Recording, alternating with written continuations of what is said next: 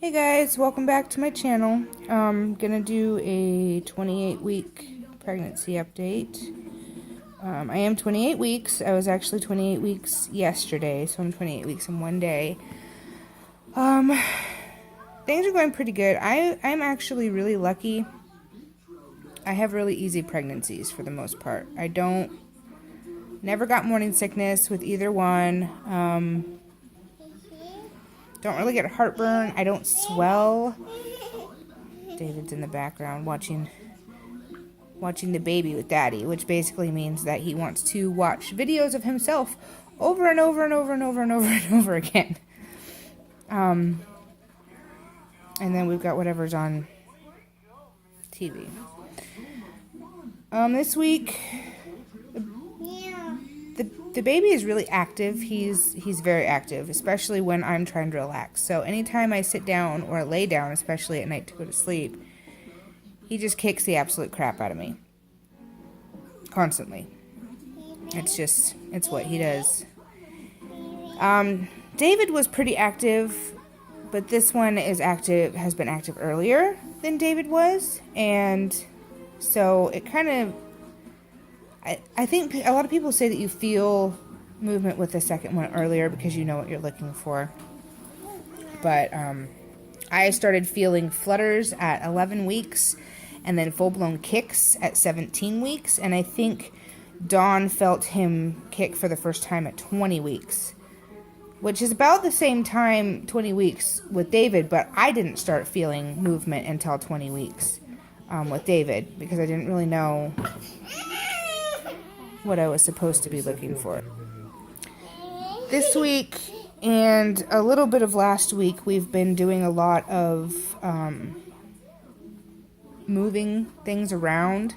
So the baby hasn't been quite as active because I've been more active, and usually when I'm moving, he tends to sleep.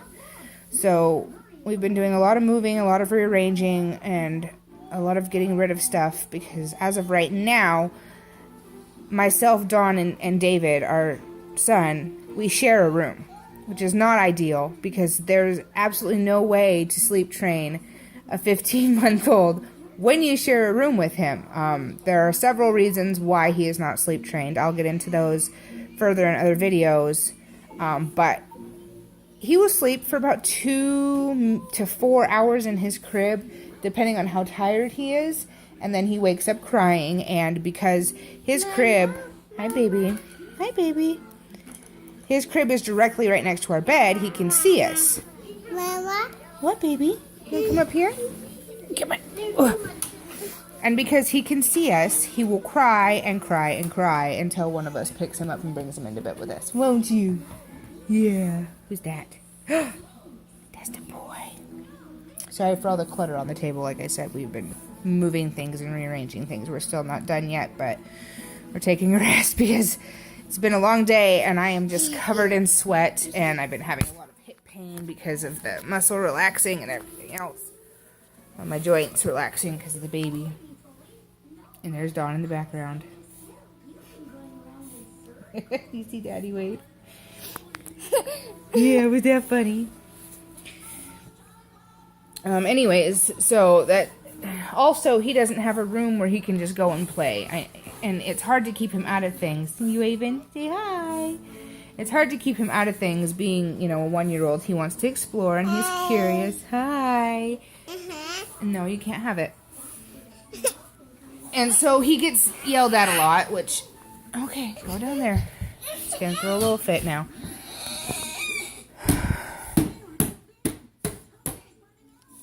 It's hard to keep him out of things because he's curious and he wants to explore and he wants to see everything. So we're moving and rearranging so that we can have another room, so that the boys can share a room when this one is born. At my last doctor's appointment, which was on the 10th, I did my 1-hour glucose screening. I will not be doing the 3-hour glucose screening. There are several reasons for that. The first reason is I had gestational diabetes with David. I had it pretty bad. I didn't have to be hospitalized, but I did have to take insulin we were unable to get it controlled with diet. No matter what I did, my numbers in the morning were always higher than what my doctor wanted them to be. He wanted them to be like in the 90s, which for most diabetics is considered, almost low. It's borderline low. But I couldn't get it below 140. It was always 140 or higher, and he wanted it down lower. So I ended up having to take insulin with David. And because of that, my doctor and I have decided, I took an early one at my first doctor's appointment when I was about 8 weeks pregnant, and we did a 1 hour then early, and I passed. I didn't have it, but I had to take another one at 28 weeks or at my 28-week appointment because, just because you have to take it, I guess. Anyways, we find out tomorrow whether or not I have diabetes. The second reason why I'm not taking it is because the 3 hour, it makes me feel like absolute garbage. I mean, all of that sugar going into my system, it makes me feel nauseous and I want to throw up, but I know that I can't. And plus, sitting in a waiting room for 3 hours with a 1-year-old is not ideal. And, there could be the possibility that because of my schedule and my doctor's schedule that I would not have childcare to watch after him while I'm at the doctor. So that would be kind of an issue. So my doctor and I just decided that if I do the 1 hour and I pass, I'm fine, which is, normal. Anyways, if I do the 1 hour and I fail, then I'm just going to consider that I have gestational diabetes, start taking my sugars because I already have the glucometer and everything, and we'll go from there. And then, depending on my numbers over the next couple of weeks after that, and tweaking my diet and whatever to see what we need to do, if we need to do insulin, or if I'm able to control it with diet, if I have it this time. I'm really crossing my fingers and hoping that I don't, because it's a big deal. I mean, a lot of people think that it's not really that big of a deal, but for me, I'm a food addict. So it takes away all of my favorite things to eat. Carbs. I love carbs. I'm a carb junkie. I will be the first to admit it. I've always had a weight problem. I've always had a problem with food. So for me going on, it's a great diet. I lost probably 10, 15 pounds when I was on it with David, and he came out fine. He actually came out borderline premature because he was so tiny. They almost considered him a preemie by his weight because he was just so small. The nurses actually said he probably could have gone another 3 weeks. I know, baby. I know. Come here. Who's that? Yeah. Okay. He's very tired right now. He needs to take a nap, but I'm trying to keep him up a little bit later than I normally would because if he goes to bed now, he's going to be wanting to go to bed at like 4 p.m., and that's not ideal. We usually try to keep him up until around 7, 6:30, 7,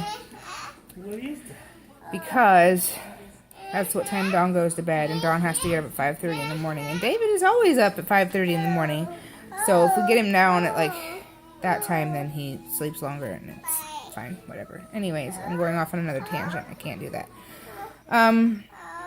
What else has been going on? I've been having a lot of hip pain. Not just because of the moving, but at night too. Even though I sleep with a pillow between my legs, if I lay on my right side, my hips hurt in my back so much, my joints, just that I really can't sleep. And if I lay on my other side, I'm fine usually for a while, but the problem is I keep waking up on my back, and because I'm getting farther along, my doctor really does not want me sleeping on my back. But I can't, if I put pillows underneath me, I ended up throwing them out of bed in the middle of the night, or rolling them out of bed in the middle of the night because I toss and turn all night long. It's kind of difficult, and I have, for my first pregnancy, Dawn bought me one of those big Snuggle body pillows. I can't sleep with that thing with a baby next to me. It's impossible. I can't do it. So I just don't even bother. Plus, I found it the couple of times I tried to use it, I found it to be really uncomfortable. So, I just don't use it at all.